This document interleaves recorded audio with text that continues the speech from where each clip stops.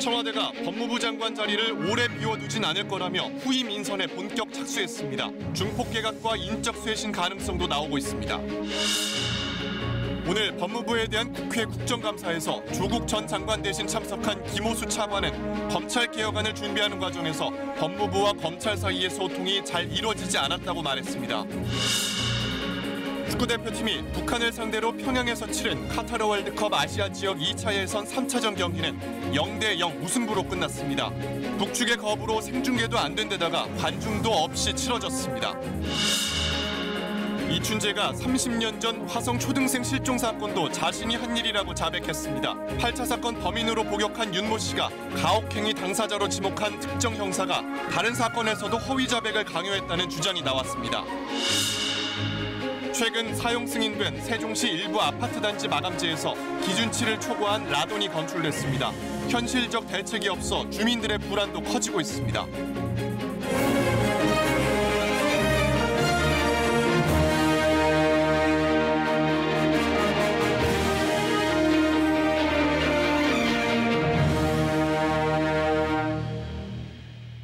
시청자 여러분 안녕하십니까? KBS 9시 뉴스를 시작하겠습니다. 청와대와 조국 법무장관 사퇴 이후의 정국을 구성하고 있습니다. 일단 후임 법무장관 인선에 착수했습니다. 검찰 개혁을 위해서는 오래 비워두진 않을 것 같습니다. 관련해서 조 전 장관은 어제 법무부 고위 간부들에게 자신보다 더 개혁적인 장관이 오지 않겠느냐라고 말한 것으로 확인됐습니다. 조금 더 큰 그림도 나오고 있습니다. 사실이 아니다라고 했지만 이낙연 총리의 사퇴설까지 나올 정도로 전면적 인적 쇄신도 가능성이 아예 없진 않아 보입니다. 첫 소식은 김지선 기자입니다. 2달 넘게 이어진 조국 정국을 일단락한 청와대가 곧바로 후임 인선에 착수했습니다. 서둘러 적임자를 찾아 검찰 개혁을 실행하고 정책 성과를 내는 것으로 국정 동력을 확보해야 한다는 판단에 따른 겁니다. 청와대 고위 관계자는 법무장관 자리를 오래 비워둘 일이 있겠냐면서 빨리 수습해 검찰 개혁 수행을 잘 할 수 있도록 해야 할 것이라고 말했습니다. 차기 장관은 비검찰 출신 인사에 무게가 실리는 분위기입니다. 노무현 전 대통령 시절 검찰 출신 인사를 장관으로 기용했다 검찰 개혁 시기를 놓친 실수를 문 대통령이 반복하진 않을 거란 겁니다. 조국 전 장관은 저보다 더 개혁적인 장관이 오시지 않겠느냐라고 말한 것으로 확인됐습니다. 법무부 고위 간부들에게 사퇴 의사를 밝히며 한 말인데 개혁이 차질 없이 이어질 수 있도록 후임 인사가 신속히 진행될 거란 취지의 설명입니다. 진보 성향인 김지영 전 대법관, 노무현 정부 민정수석 출신인 전해철 민주당 의원, 참여연대 공동대표인 하태훈 고려대 교수 등이 하마평에 오르고 있습니다. 일각에선 조 전 장관 후임 인사에 그치는 게 아니라 중폭 개각, 나아가 청와대 참모진 개편까지 이어질 거란 전망도 나옵니다. 청와대는 아직은 결정된 게 없다고 선을 긋고 있지만 이낙연 총리 사퇴설과 맞물려 전면적인 인적 쇄신으로 이어질 가능성도 배제할 수 없는 상황입니다. KBS 뉴스 김지선입니다. 네, 그럼 청와대 연결해서 좀 더 짚어보겠습니다. 네, 이병도 기자, 앞서 중폭 개각 가능성도 있다고 했습니다. 청와대가 공식 입장을 밝힌 건 아니죠? 네, 그렇습니다. 아직은 아무것도 정해진 게 없다는 입장입니다. 대통령 언급도 없었고 오늘 참모회의에서도 논의되지 않았던 것으로 전해졌습니다. 네, 그래서 조금 난데없는 느낌이 있습니다. 왜 갑자기 이런 얘기가 나오는 건가요? 사실 지난 8월 개각 때 총선에 나갈 장관들 다 바꿔주자는 거였는데 후임자를 찾지 못하면서 교육과 국토장관 등이 유임됐었습니다. 그래서 총리를 포함해 연말쯤에 다시 개각이 있을 거라는 관측이 많았는데요. 후임 법무장관 검증에 걸리는 시간을 고려하면 연말쯤엔 실제로 중폭의 개각이 있지 않겠냐 하는 그런 이야기가 나오는 겁니다. 한 청와대 관계자는 연말에 추가 개각을 할 예정이었지만 갑자기 이런 상황이 돼 현재 가능성이 없는 것은 없다고 했습니다. 모든 가능성이 다 열려 있다는 얘기입니다. 네, 그렇군요. 청와대 참모진 개편 얘기도 나오고 있다면서요? 네, 야권은 물론 여권에서도 청와대 참모진 개편 주장이 나옵니다. 조 전 장관에 대한 검증 책임과 상황 관리 책임을 누군가는 져야 한다는 겁니다. 다음 달 1일 국회 운영위 국감이 예정돼 있는데 청와대 참모 책임론이 이슈로 떠오를 가능성이 높아 보입니다. 한 청와대 관계자는 조국 정국을 수습하는 데 있어서 내각 개편이든 청와대 개편이든 필요한 일은 다 할 것이라고 말했습니다. 네, 앞서 말한 것은 이 사람을 바꾸는 방식의 수습책인데요. 지난 2달 조 전 장관에 대한 찬반이 워낙 뜨거웠습니다. 다른 수습 방안으로는 뭐가 검토되고 있습니까? 네, 다음 달 9일이면 문재인 정부가 출범한 지 꼭 절반이 됩니다. 이른바 임기 반환점을 도는 건데요. 집권 하반기에 국정 성과를 내기 위해선 떨어진 지지도를 복원하는 것이 시급하다고 보고 있습니다. 그래서 이때를 전후해서 대국민 소통을 강화하는 방안들이 추진되고 있습니다. 네, 잘 들었습니다. 청와대 이병도 기자였습니다. 조국 장관 사퇴 이후에 이제 정치권의 화두는 사법개혁안 처리입니다. 여당이 이달 안에 사법개혁안을 처리하겠다고 했지만 사실상 어렵고 다음 달이 될 전망입니다. 그러나 한국당은 공수처 설치만은 안 된다고 못을 받고 있어서 앞으로의 쟁점은 공수처 설치 문제로 좁혀지고 있습니다. 안다영 기자입니다. 더 강한 검찰개혁을 하겠다. 민주당은 검찰개혁 완수를 전면에 내세웠습니다. 특히 핵심은 공수처 설치라고 강조했습니다. 검찰개혁의 핵심 요체는 공수처의 설치입니다. 국민의 절대 다수가 찬성하고 지지합니다. 공수처를 뺀 검찰개혁은 안고 없는 찐빵과 같습니다. 공수처법 처리를 다음 국회로 미루자고 한 한국당 황교안 대표를 정면 겨냥한 겁니다. 반면 한국당은 공수처가 사법 권력을 장악하려는 의도라며 절대 수용 불가 결론입니다. 주말 장외 집회도 취소하지 않고 국정 기조 전환을 요구하며 공세를 이어갈 방침입니다. 위선과 무능, 독재 열차를 멈춰 세워야 합니다. 장기 집권 사령부, 공수처 절대 불가합니다. 결국 최대 쟁점은 공수처 법안인데 패스트트랙에는 민주당 안과 바른미래당 안 두 가지가 올라와 있는 상태입니다. 두 개의 공수처 법안들을 어떻게 조율할 것인지 입장부터 정리하기 바랍니다. 바른미래당은 한국당과 달리 공수처에는 찬성이고 사법개혁안을 먼저 처리하자는 민주당 제안은 선을 긋고 있습니다. 이런 가운데 민주당은 사법개혁안을 이달 안에 먼저 처리하겠다던 방침을 사실상 접었습니다. 민주당과 한국당 모두 바른미래당 움직임에 촉각을 곤두세우고 있는데 교섭단체 3당은 내일 선거법과 사법개혁안을 논의할 협의체 가동에 들어갑니다. KBS 뉴스 안다영입니다. 오늘 법무부에 대한 국회 국정감사가 열렸습니다. 조국 전 장관이 어제 전격 사퇴해서 국감장의 분위기는 조금 차분했습니다. 대신 참석한 김호수 법무차관의 발언이 눈길을 끌었습니다. 이 검찰 개혁안을 준비하는 과정에서 법무부와 검찰 사이에 소통이 잘 이루어지지 않았다는 것이었습니다. 법무부의 개혁안에 대해서 검찰 측 이견이 있었다는 뜻이기도 합니다. 유호연 기자의 보도입니다. 사퇴한 조국 전 법무부 장관을 대신해 국정감사장에 나온 김호수 차관. 조 전 장관이 내놓은 검찰 개혁안이 사전에 검찰과 잘 협의된 것인지 묻자 그렇지 못했다는 취지로 속사정을 털어놨습니다. 조국 전 장관과 윤석열 총장 합의하에서 이루어진 거죠? 완전한 합의는 아니고요. 그 사이에 이제 대화를 소통이 잘 된 상황은 아니었으니까요. 오늘 국무회의에서 통과된 특수부 축소 방안이 아닌 인권보호수사규칙 제정과 감찰 실질화 방안을 놓고 이견이 있었던 것으로 해석됩니다. 구체적으로 열람과 휴식을 제외하고 1회 8시간만 조사토록 한다든가 직접 수사 시 고검장에 보고토록 한 것 등이 사실상 검찰과 협의를 거치지 않은 것으로 보입니다. 김 차관은 다만 큰 틀에서는 검찰과 의견 일치를 본 만큼 신속하게 제도화하겠다고 밝혔습니다. 조만간 실무자들이 만나서 의견 일치를 봐서 또 그 과정에서 여러 의견들도 또 구하고 해서 신속하게 법령으로 제도화시킬 생각입니다. 이런 가운데 법무부 국정감사는 오늘도 조국 국감을 계속 이어갔습니다. 여당은 검찰 개혁의 필요성을 주장하는 질의를 이어갔고 자유한국당 등 야당은 여전히 조국 전 장관 일가 의혹에 대한 공세를 펼쳤습니다. KBS 뉴스 유호윤입니다. 자리에서 물러난 조국 전 장관은 오늘 서울대학교 법학전문대학원 교수로 복직했습니다. 검찰 수사를 받고 있는 조 전 장관의 배우자 정경심 교수는 뇌종양과 뇌경색 진단을 받은 것으로 알려졌습니다. 박영민 기자의 보도입니다. 어제 오전 검찰개혁안을 종합 발표한 뒤 오후에 전격 사퇴한 조국 전 법무부 장관. 그리고 몇 시간 뒤 조 전 장관은 서울대학교에 복직 신청을 했습니다. 지난 9월 법무부 장관에 임명되면서 휴직 신청을 한 지 36일 만입니다.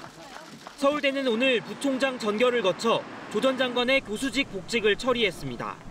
복직 절차가 완료되었으며 10월 15일자로 복직이 확정되었습니다. 서울대 교수는 공무원으로 임용될 경우 재임 기간에 휴직할 수 있고 임기가 끝나면 30일 안에 신청만 하면 별도의 허가 없이 복직할 수 있습니다. 하지만 이미 2학기가 시작된 만큼 수업을 맡지는 않을 것으로 보입니다. 이에 대해 한때 조 전 장관의 사퇴를 촉구했던 서울대 총학생회와 장관 임명을 스스로 거부하라고 촉구했던 법학전문대학원 학생회는 공식 의견을 내지 않았습니다. 다만 조 전 장관의 사퇴를 촉구해온 서울대 촛불집회 추진위원회는 복귀의 정당성을 엄밀히 검토해야 한다고 주장했습니다. 이런 가운데 조 전 장관의 아내 정경심 동양대 교수가 최근 뇌종양과 뇌경색 진단을 받은 것으로 전해졌습니다. 정 교수 측 변호인은 정 교수가 최근 병원에서 이 같은 진단을 받았다고 밝혔습니다. 정 교수는 어제 검찰의 5차 소환 조사를 받다가 조 전 장관이 장관직에서 사퇴하자 조서 열람 없이 조사를 중단하고 귀가했습니다.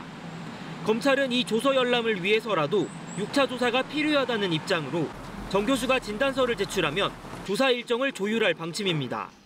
하지만 정 교수의 상태가 가볍지 않을 경우 검찰이 추가적인 조사와 구속영장 청구를 결정하는데 상당한 영향을 끼칠 것으로 보입니다. KBS 뉴스 박영민입니다. 네, 다음 소식입니다. 오늘 북한 평양에서 남북 축구 경기가 열렸습니다. 2022년 카타르 월드컵 아시아 지역 2차 예선이었습니다. 그런데 사상 초유의 경기였습니다. 관중이 한 명도 없었고 경기가 어떻게 진행되는지 알 수 없었고 다만 간헐적으로 정보만 전해졌습니다. 경기는 0대0 무승부로 끝났습니다. 송기성 기자입니다. 29년 만에 우리 축구대표팀이 평양 원정 경기를 치른 오늘 가장 바쁜 곳은 대한축구협회였습니다. 우리와 북한의 아시아 2차 예선 경기에 우리 취재진이 단 한 명도 없이 깜깜이 경기로 치러졌기 때문입니다. 축구협회는 김일성 경기장에 파견된 아시아 축구연맹의 경기 감독관이 보내오는 정보를 받아 기자들에게 전달했습니다. 전반 종료됐다. 이번 경기는 사상 초유의 자발적 무관중 경기로 열렸는데 북측이 우리에게 질 경우를 대비해 아예 관중을 한 명도 입장시키지 않은 것으로 보입니다. 벤투 감독은 북한전에 손흥민과 황의조를 선발 투톱에 세우는 4-4-2 전술로 시작했습니다. 경기 진행 상황은 경기 감독관을 통해 띄엄띄엄 전해졌고 최종 결과는 0대0 무승부였습니다. 경기 진행 결과에 대해서 목말라 하셨으리라 생각이 듭니다. 최대한 경기 진행 사항을 전달해 드리고자 노력을 했으나 피파 인판티노 회장까지 직접 평양을 찾아가 경기를 지켜봤지만 깜깜이 경기에 해법은 찾지 못했습니다. 통일부는 북측이 이번 경기 영상을 DVD에 담아 우리 측에 전달할 것이라고 밝혔지만 실제 방송이 가능할지는 미지수입니다. 지상파 3사와 북측 협상 관계자는 녹화 중계 방송을 위한 중계권 협상을 진행하고 있습니다. KBS 뉴스 손기성입니다. 화성 연쇄살인 사건의 이춘재가 자백한 14건의 실체가 하나씩 확인되고 있습니다. 여기엔 30년 전 발생한 화성의 초등생 실종 사건도 포함된 것으로 드러났습니다. 이 사건은 그동안 실종 초등생의 행방조차 알 수 없었습니다. 이춘재는 자신이 초등생을 성폭행한 뒤에 살해하고 유기했다고 털어놨습니다. 오현태 기자가 취재했습니다. 경기도 화성시의 한 초등학교입니다. 30년 전 이 학교 2학년 김모양이 실종됐습니다. 당시 경찰은 단순 실종으로 결론 냈고 김양의 행방은 지금까지도 확인되지 않았습니다. 이춘재는 이 사건을 자신이 저질렀다고 털어놨습니다. 화성 태안읍 인근에서 김양을 성폭행하고 살해한 뒤 유기했다며 그림을 그리는 등 자세히 진술했습니다. 이 씨가 밝힌 범행 장소는 도시개발로 크게 달라져 경찰이 정확한 장소를 확인하고 있습니다.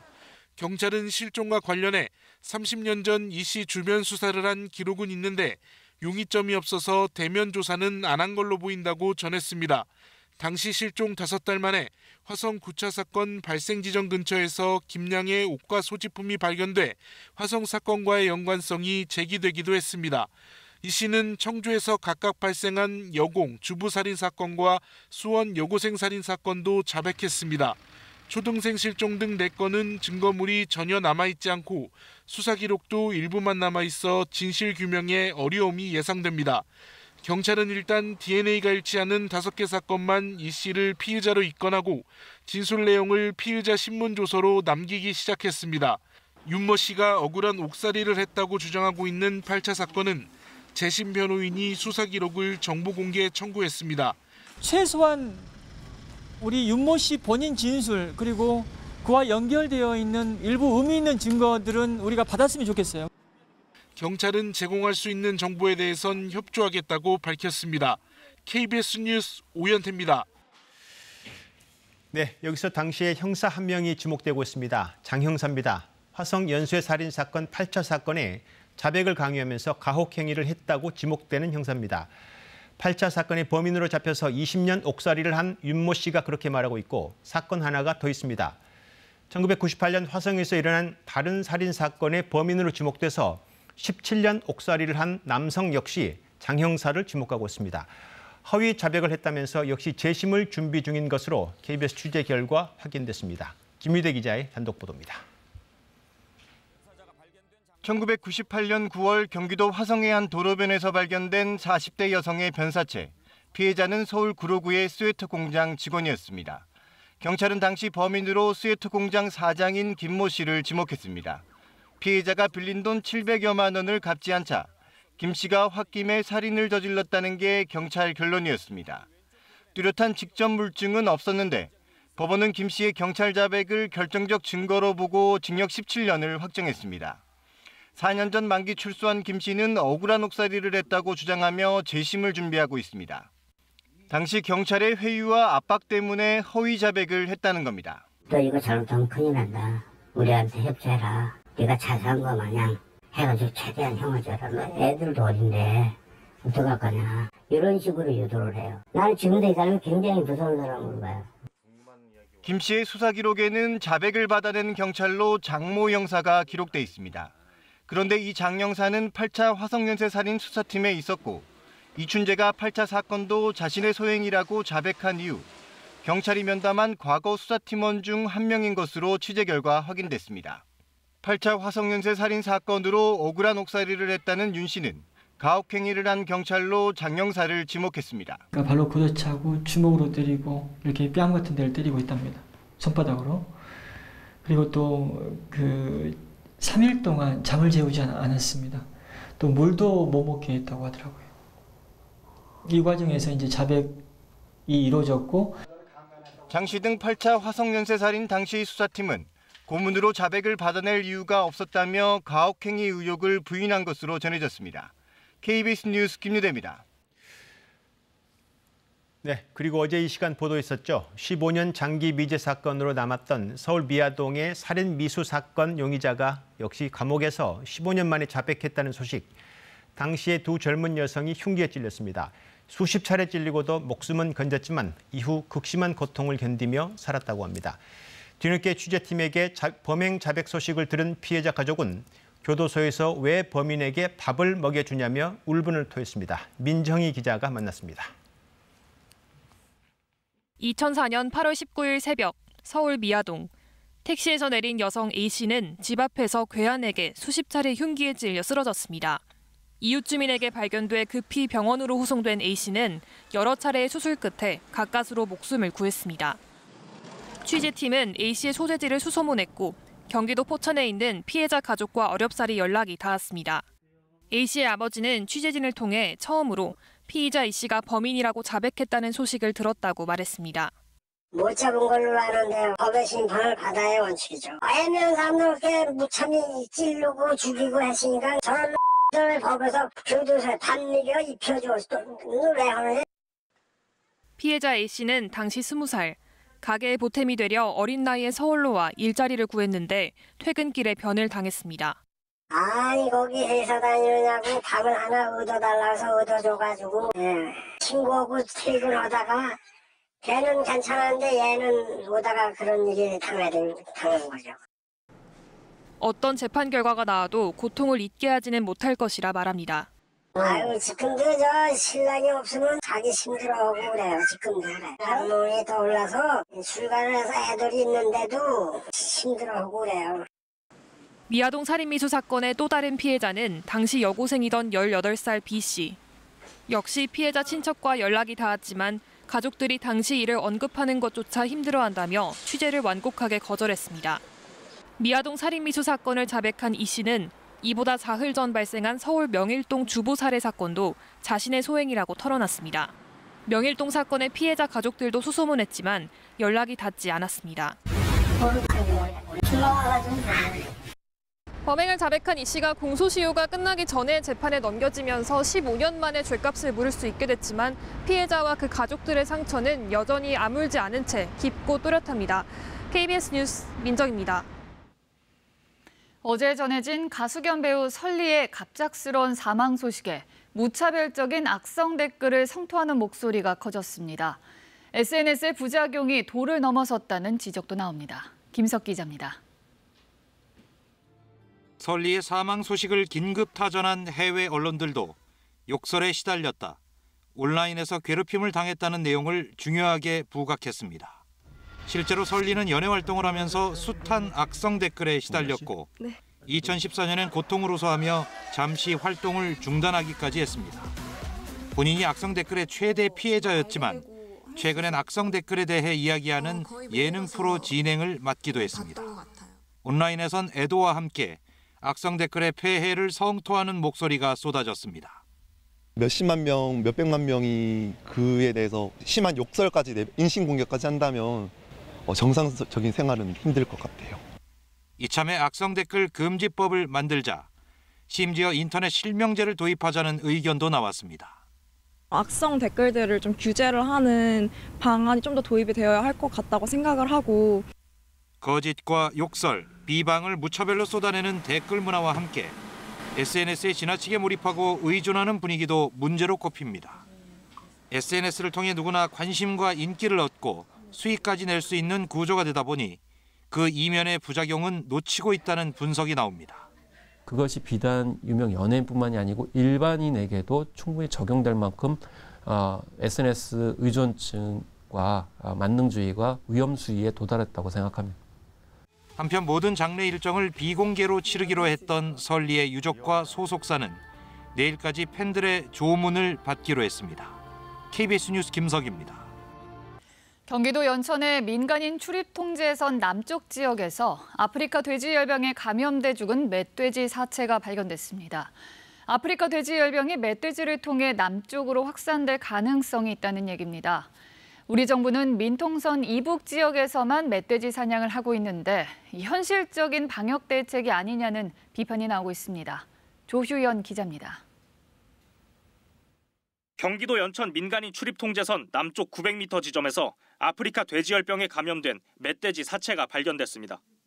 민통선 이남 지역에서 처음으로 감염된 멧돼지 사체가 발견됨에 따라 전염병의 남하 가능성이 현실로 닥쳤습니다. 그러나 정부는 총기를 이용한 멧돼지 집중 포획을 민통선 이북 지역에서만 실시하고 있습니다. 저희 업사들이 먼저 사격을 하고 빠지거나 좀 먼 저격주들이 사살을 하는 거로 돼 있어요. 집중 사냥이 이루어지고 있는 곳은 강원도 내 접경 지역 5개 군 가운데 철원을 뺀 4개 군의 민통선 이북 지역입니다. 강원도 전체 면적의 4%, 접경 지역 5개 군의 13%에 불과합니다. 주체는 좀 위험하기도 하고 민간인들이 통제가 안 되니까 군에서 통제하는 지역에 대해서 지금 작전을 하는 거죠. 민통선 북쪽에서만 사냥이 시작되면 민통선 안의 멧돼지들이 남쪽으로 내몰릴 가능성이 있습니다. 이 때문에 강원도는 사냥구역 확대를 요구하고 있지만 환경부는 철원 등지에 멧돼지 차단 설책을 먼저 설치하고 사냥을 시작하라고 요구했습니다. 임시 철조망 설치에도 시간이 많이 소요되고 또 산악지역 특성상 사실상 설치에 어려움이 많이 있습니다. 민통선 안에서 사살된 멧돼지의 사체를 처리하는 것도 큰 문제입니다. 미확인 매설 지뢰가 많아서 사람 통행이 자유롭지 못하기 때문입니다. 환경부는 지뢰 매설지대에서 멧돼지가 사살될 가능성은 크지 않다고 밝혔습니다. KBS 뉴스 조휴연입니다. 서울 소재 대학 합격 등 특정한 조건을 달성하면 수강료를 돌려준다며 수능 강의 상품을 파는 업체가 종종 있는데요. 한 업체가 대학 합격 조건을 달성했는데도 반년 넘게 환급을 미룬다며 청년들이 분노하고 나섰습니다. 못 참겠다 코너에서 남승호 기자가 그 목소리를 들어봤습니다. 인서울 하면 다 돌려주는 조건도 있길래 일단 40만 원을 이게 프리패스로 끊었는데 이제 환급이 늦어지게 됐다 그러면서 이거는 좀 아니다라고 생각을 했죠. 사회 초년생이라고 기만하는 움직임을 자꾸 보여주는 것 같아서 굉장히 화가 나죠.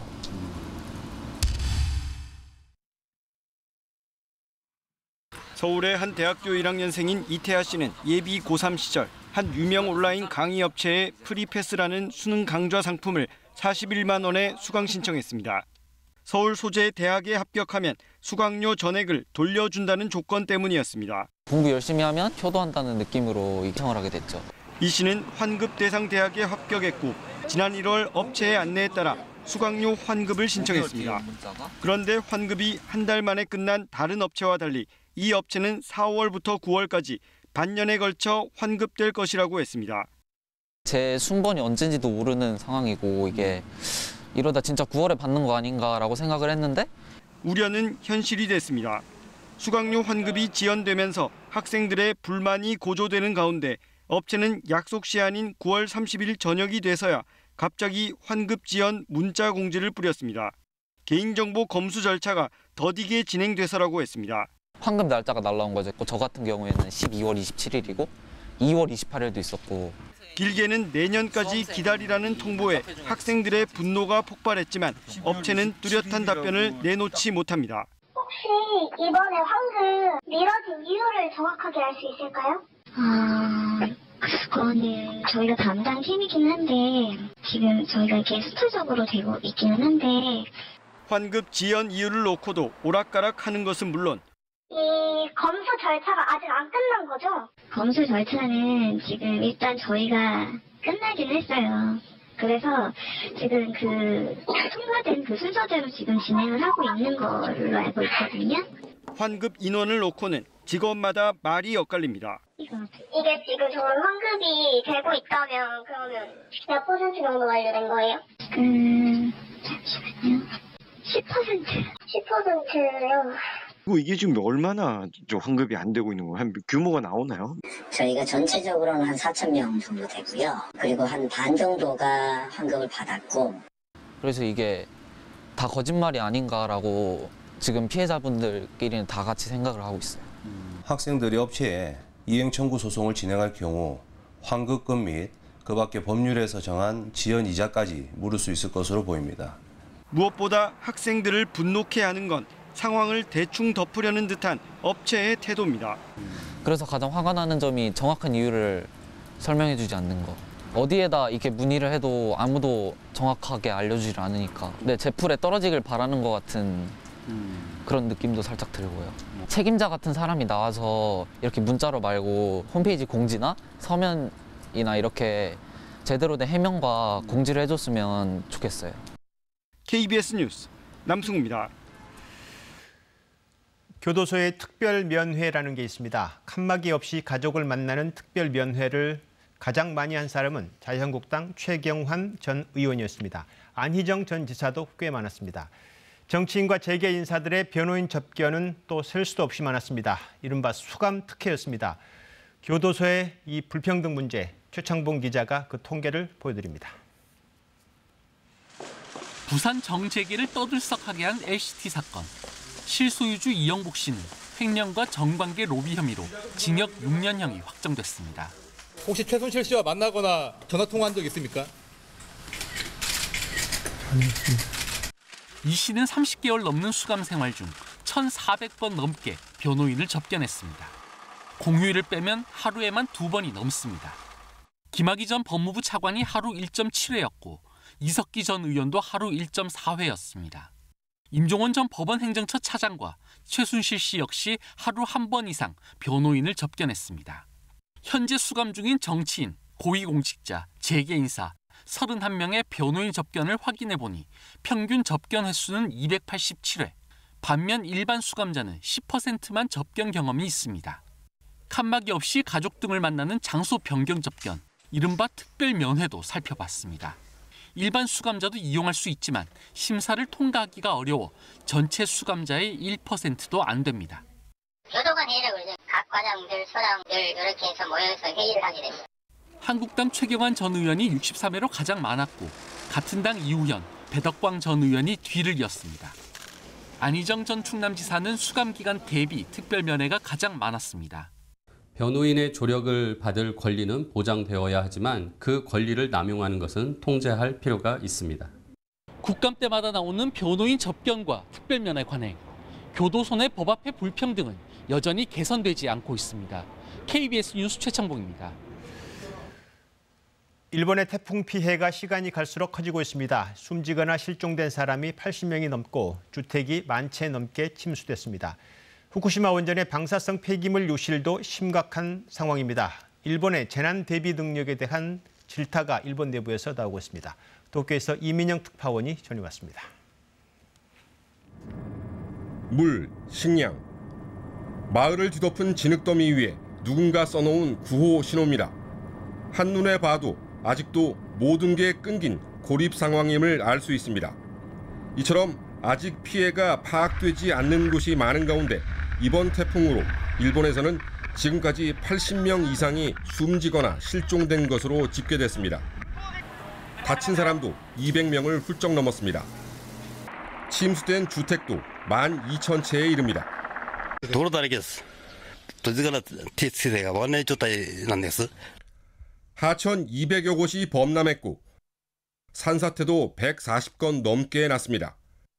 가장 피해가 큰 지역은 후쿠시마로 모두 25명이 숨졌습니다. 특히 이 지역에서 홍수에 유실된 방사성 폐기물은 일부만 회수됐습니다.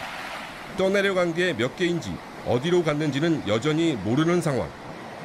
2667個のフレコンバッグがあったと言われてるんですけど、いくつ入手したうちの4個回収というような話なのか。そこも含めて調査中です。そういうのをいち早くやってもらわないと、これやっぱ放射性廃棄物ですから。 이런 상황이지만 일본 자민당의 2인자는 태풍 피해가 그럭저럭 수습됐다고 말했다가 여론의 질타를 받았습니다. 지난달 15호 태풍 피해 복구가 아직도 끝나지 않아 원성을 사고 있는 아베 정권의 재난 대처 능력이 또 한 번 시험대에 올랐습니다. 도쿄에서 KBS 뉴스 이민영입니다. 홍콩에서는 시위에 참가했던 15살 소녀의 죽음을 놓고 의혹이 커지고 있습니다. 경찰이 자살이라고 하자 또 다른 의혹이 더 제기되고 있는 형국입니다. 그러자 경찰은 시위대가 사제폭탄을 이용해서 경찰의 목숨을 노렸다면서 역공격에 나서고 있는 상황입니다. 홍콩에서 박진현 기자가 취재했습니다. 경찰이 스스로 목숨을 끊은 것으로 결론낸 15살 소녀 천예린의 마지막 모습입니다.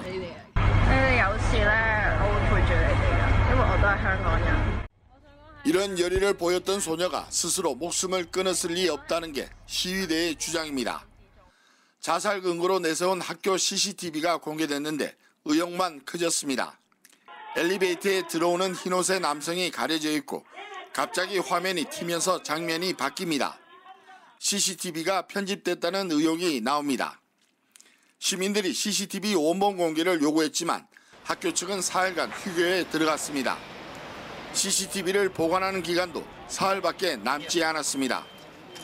이에 따라 성난 시위대가 학교로 몰려들기도 했습니다. 결국 이 부서진 유리창은 15살 소녀의 석연치 않은 죽음에 대한 원인을 밝혀내지 못하고 그대로 묻힐 수 있다는 불안감의 표시인 것입니다. 이에 대해 경찰은 기자회견을 통해 시위대의 폭력성을 부각하며 역공에 나섰습니다. 琴晚喺旺角，我哋警方第一次係發現有人製造同埋使用一個用手提電話遙距控制嘅土製炸彈。 시위대는 경찰을, 경찰은 시위대를 서로 살인자로 보는 상황. 지금 홍콩의 모습입니다. 홍콩에서 KBS 뉴스 박진현입니다. 운전자 없이 움직이는 자율주행차부터 하늘을 나는 차까지 영화 속 장면들이 현실로 다가오고 있는데요. 우리 정부도 2030년까지 미래차의 경쟁력을 세계 최고 수준으로 끌어올리겠다는 비전을 내놨습니다. 공민경 기자입니다. 자동차 위로 드론이 날아오자 승객이 탄 캡슐이 드론에 고정되고 날아갑니다. 항공기 회사 에어버스와 아우디가 개발 중인 드론 택시입니다. 우버도 하늘에 나는 택시를 4년 뒤부터 운행하겠다 나섰고 구글은 이미 자율주행 택시 서비스를 시작했습니다. 무한 확장하는 자동차 산업. 업종도 공간의 경계도 없어지고 있습니다. 도로 위 자동차를 넘어 얼반 에어 모빌리티, 라스트 마일 모빌리티, 로봇 등 다양한 운송 수단을 경험하게 될 것입니다. 이런 변화에 맞춰 정부도 새로운 비전을 내놨습니다. 2025년엔 플라잉카를 실용화하고 2027년엔 완전 자율주행을 세계 최초로 상용화하는 데 도전합니다. 이를 위해 2024년까지 관련 제도와 인프라를 마련할 계획입니다. 수소전기차 등 친환경차 비중은 2030년까지 석 대 중 한 대꼴로 늘려 세계 시장 점유율을 10%까지 끌어올린다는 목표입니다. 민간에선 향후 10년간 60조 원 규모의 투자에 나서 미래차 생태계를 구축합니다. 우리의 목표는 2030년까지 미래차 경쟁력 1등 국가가 되는 것입니다. 우리 자동차 산업은 세계 7위 수준. 변화의 흐름에 어떻게 대처하느냐에 따라 위기일 수도 기회일 수도 있다는 게 정부와 업계의 판단입니다. KBS 뉴스 공민경입니다. 우리나라의 자율주행 기술 개발, 현재는 반자율이라고 부를 정도인데 특히 자율주행 기술은 안전과 밀접하기 때문에 아직은 남은 과제가 많습니다. 박대기 기자입니다. 국내에서 개발한 자율주행 시스템입니다. 지붕에 달린 레이저 센서로 주변 차량의 위치를 파악합니다. 스스로 판단해 차선을 바꾸고 멈추기도 합니다. 하지만 국내 기술은 아직 부분 자율주행만 가능한 3단계 수준. 귀빈분들께서 탑승을 하시고 이동을 하고 계시는데요. 중앙선을 밟은 채로 달리다 갑자기 방향을 꺾는 등 시연 행사에서도 아찔한 상황이 발생합니다. 다른 나라도 이런 문제는 마찬가지.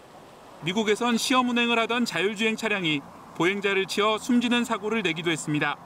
정부의 목표는 8년 안에 주요 시내도로 운행이 가능한 4단계 완전 자율주행. 안전은 가장 큰 관건입니다. 핵심 기술 확보도 과제입니다.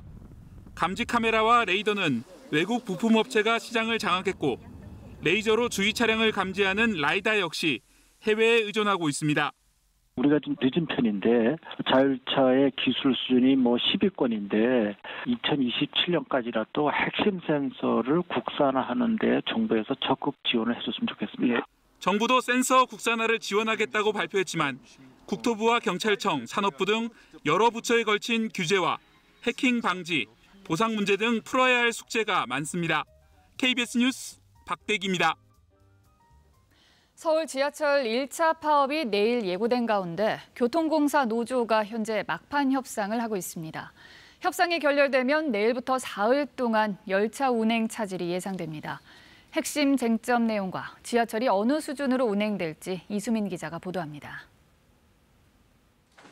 파업 예고 시점을 하루 앞두고 서울교통공사 노사가 협상장에 앉았습니다.